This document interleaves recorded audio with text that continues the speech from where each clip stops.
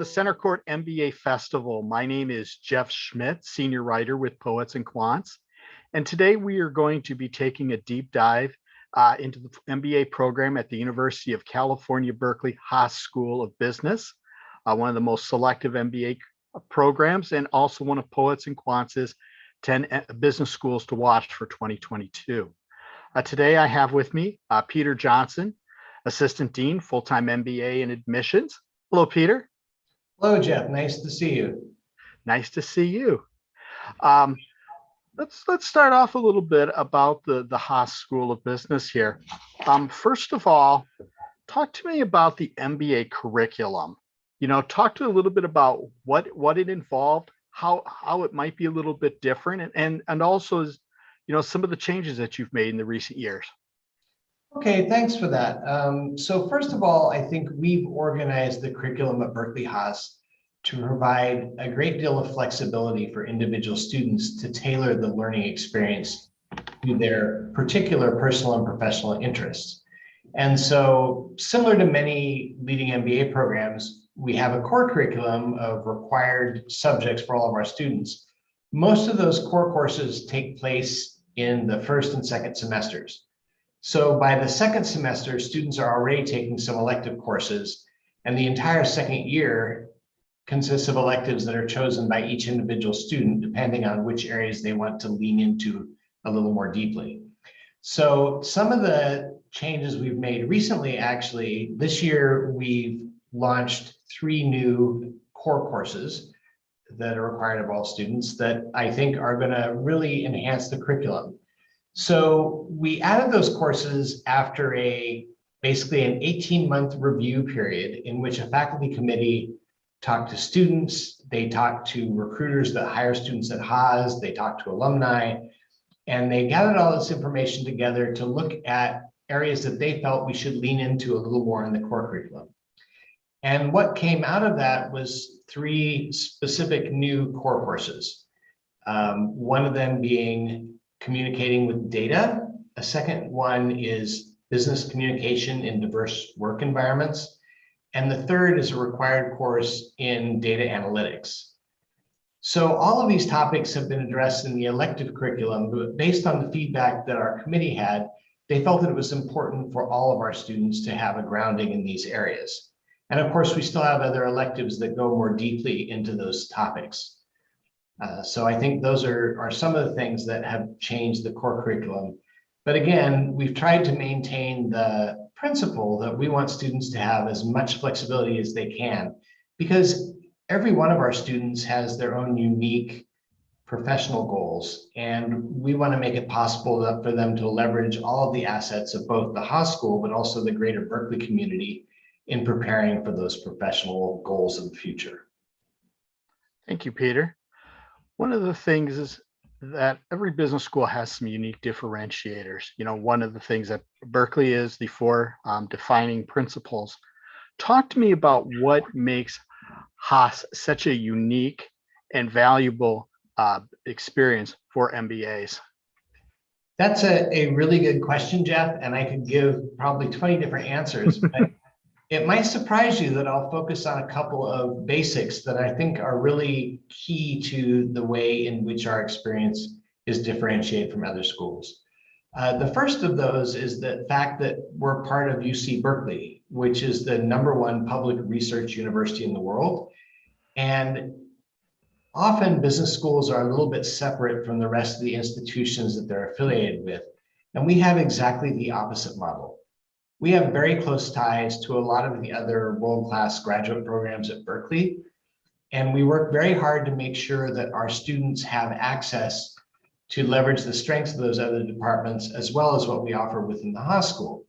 To give you an example of that, we have a lot of courses and projects through which our students work together with graduate students in the School of Engineering, in the School of Law, in the Rouser College. So people who are focused on things that intersect in many ways with business. One example I might give is the Berkeley Energy and Resources Collaborative, which has a program through which teams of MBA students work with researchers at Lawrence Berkeley National Lab. And essentially, the MBA students are helping them bring a new energy technology to market.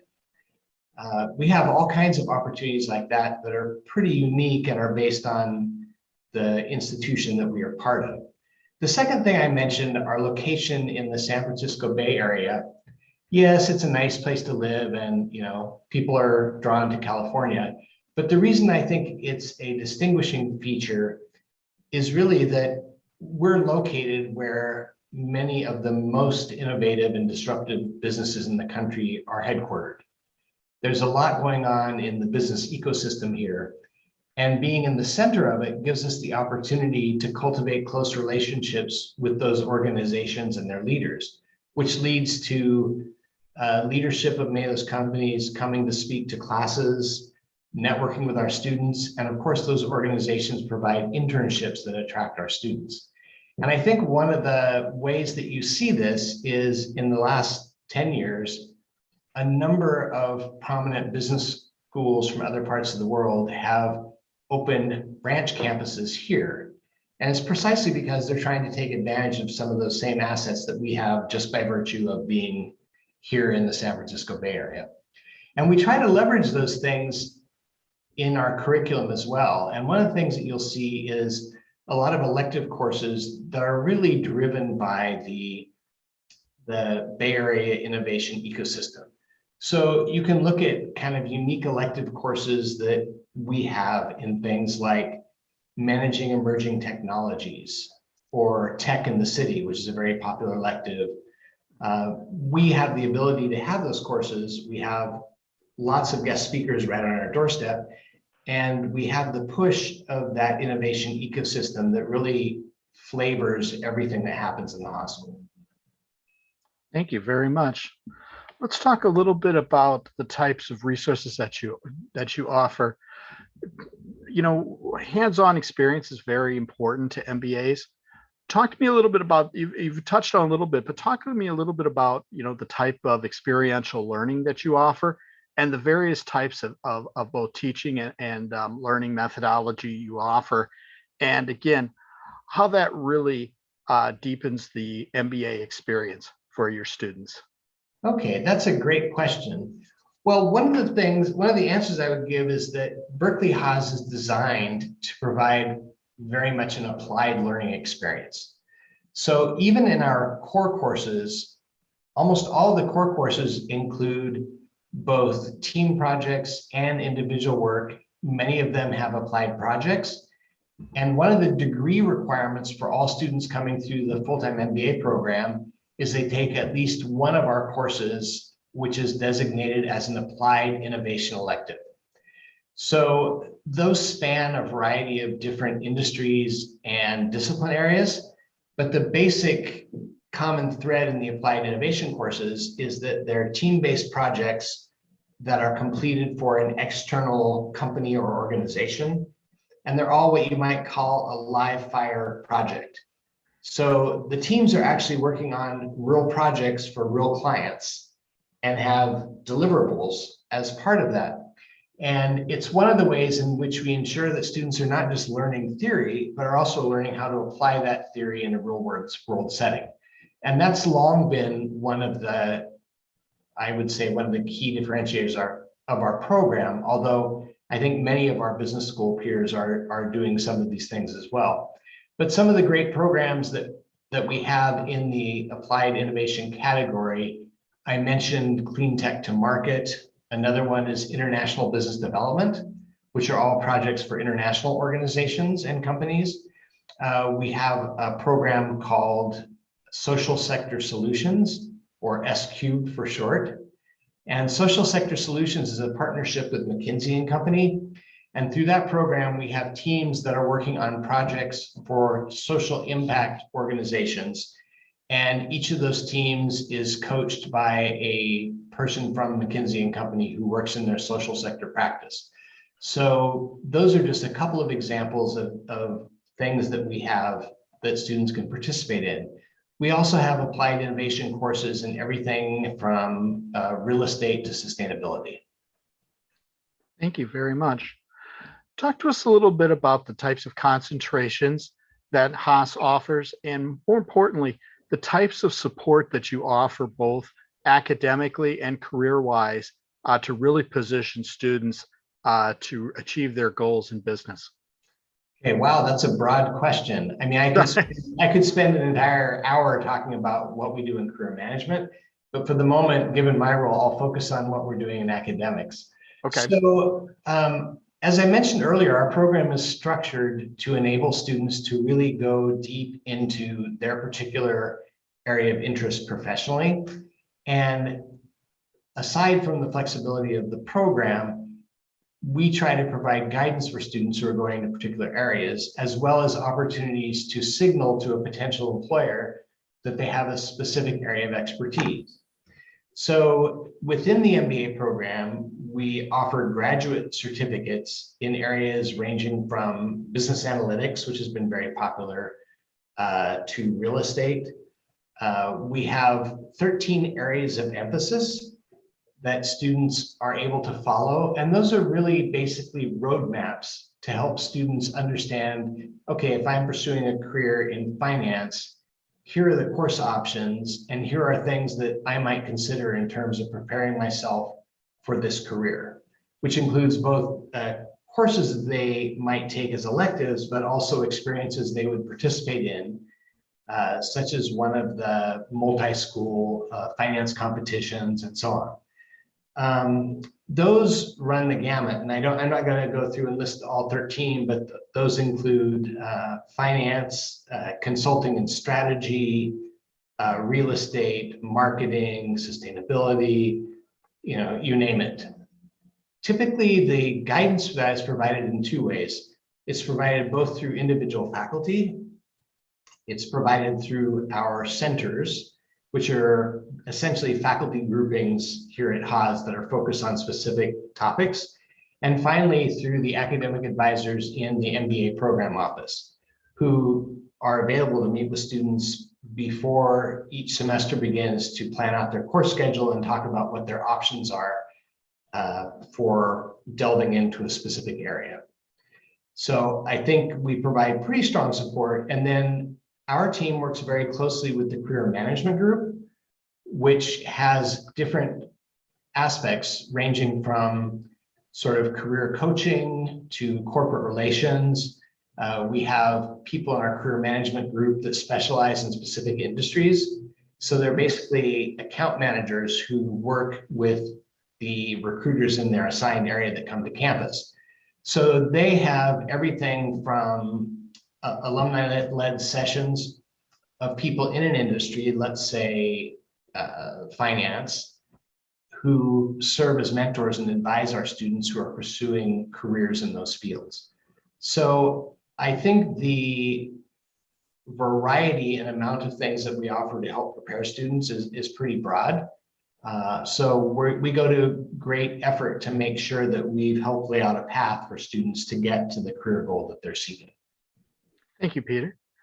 Soft skills are something that are taking increasing importance in MBA programming. Talk to us a little bit about how you incorporate enhancing students' communication skills, problem-solving skills, and all the rest of the aspects of soft skills within both your classroom and also your extracurriculars. Okay. As a program, we're very focused on trying to develop people as well-rounded leaders who have both the core hard business skills as well as the leadership skills that are so necessary for people to be successful. We do that both in the curriculum and through extracurricular activities. In the curriculum, you'll find, if you look at our core, that there are 5 of the core courses that are specifically focused on what you might call soft or leadership skills. Those are, leadership communications, leading people, business communication in diverse work environments, data-driven presentations, ethics. And those are sort of the foundation, if you will, for a lot of the electives that enable students to go deeper. So we have electives in soft skills in areas ranging from negotiation and conflict resolution, the leader as coach, interpersonal skills and embodied leadership, storytelling for leaders. I think the limitation is only how much time a student has to delve into that during their 2 years in the program. On the extracurricular side, we run a number of workshops through the program office that are designed to be basically short courses in topics that help students develop leadership skills. And those include things like giving and receiving constructive feedback, speaking up online for introverts, which is more popular than you might guess, and sort of smaller chunks that help people develop these skill sets without spending an entire semester's course on the topic. So hopefully that captures what you were looking for. Yeah, I do believe so. Thank you, Peter. Now, we've talked a little bit about soft skills, and you've also moved into the area of leadership as well.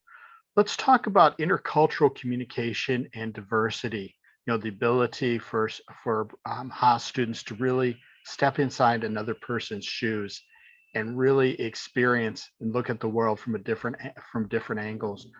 How are some of the ways that Haas fosters this type of mindset, again, through both its curriculum and also its activities and traditions?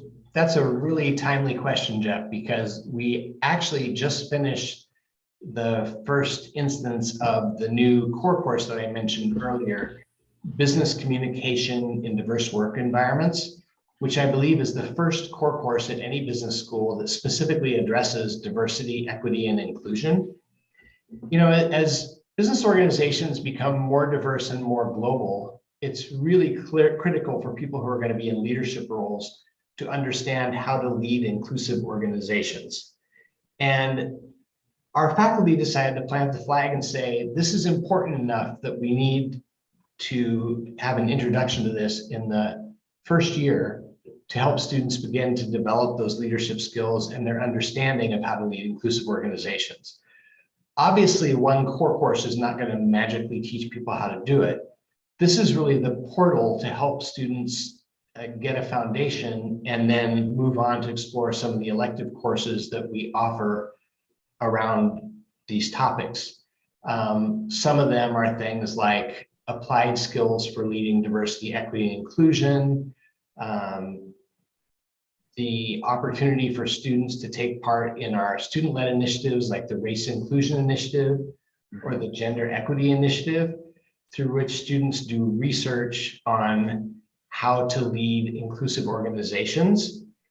They also are examining what's happening in the greater world and in fact feed some of that back to the faculty to say, here are some areas we'd love to see more elective courses on. So I think there's an opportunity for students who want to move in this direction to really enhance their understanding of how to lead inclusive organizations. And that runs the gamut across leading people and managing people to how you communicate within organizations and what the strategy of your organization is for being inclusive, both for staff, but also for your customer base. So it is a key topic, and I think it's something that we've leaned into pretty directly. Thank you, Peter. One final question. You know, let's look ahead at the future. You know, you have made strong moves into sustainability. You know, obviously you're able to tap into the high-tech market of the Bay Area. You know, certainly you're a very culture-driven program with very high student satisfaction rates. When you look ahead to the coming years, how do you see the program evolving? And what is maybe in the pipeline that prospective students should know that really will reinforce Haas's place as one of the top business schools in the world? Well, that's also a timely question because I think all of us can agree that we're living in a truly unprecedented environment, economically, globally, health-oriented. And there are some megatrends that are impacting everything that we do in our day-to-day lives and that are certainly impacting business organizations. And I would start with two of them that we've already discussed. You know, you mentioned sustainability. Well, global climate change is impacting everything that we do. And in terms of business organizations, it's impacting everything from supply chains to employee relations. So we're trying to help our students to understand, if you're going to be leading an organization, you have to have a grasp on how global climate change is going to impact your organization and how to strategically prepare for that. And we have a lot of elective courses that touch on various aspects of that. In fact, one of them is basically climate change and business strategy. Really the foundation. How is a business organization going to address some of these challenges? Some of the other things that we offer, the Sustainable Investment Fund. We have a course on sustainable capitalism in the Nordics that looks at models of how Nordic countries have adapted to climate change. There are many ways for students to specialize in that, and I think you're going to see in the next few years an even deeper commitment to preparing our students for leading organizations that can essentially roll with the punches of what's happening in the world. Another one that we talked about also is the critical need for organizations to be more inclusive, to really to provide an opportunity to recognize and nurture talent from all kinds of different backgrounds. And I think that you're going to see additional things in our curriculum addressing that. But in the almost 17 years that I've been connected with the Haas School, our curriculum has been constantly evolving to meet some of the new challenges. I mean, if you think back, close to 20 years, we had a very active student women in leadership organization and courses focused on gender equity back before most schools were even talking about it. And I think we're always looking at what's coming down the road and how we can best prepare our students to be the kind of thoughtful leaders that are prepared to address these concerns, even the challenges that we don't see coming yet. How can we develop people to be resilient leaders? And I think you'll see a lot in the curriculum growing in that direction over the next few years. Thank you, Peter. Anything else you would like to say to Poets and Quants readers before we head out? I'd just like to thank everyone for watching through this interview, and we look forward to telling you more about how Berkeley Haas can help you to achieve your career goals. So, I appreciate your time, Peter. Thank you so much. Thank you.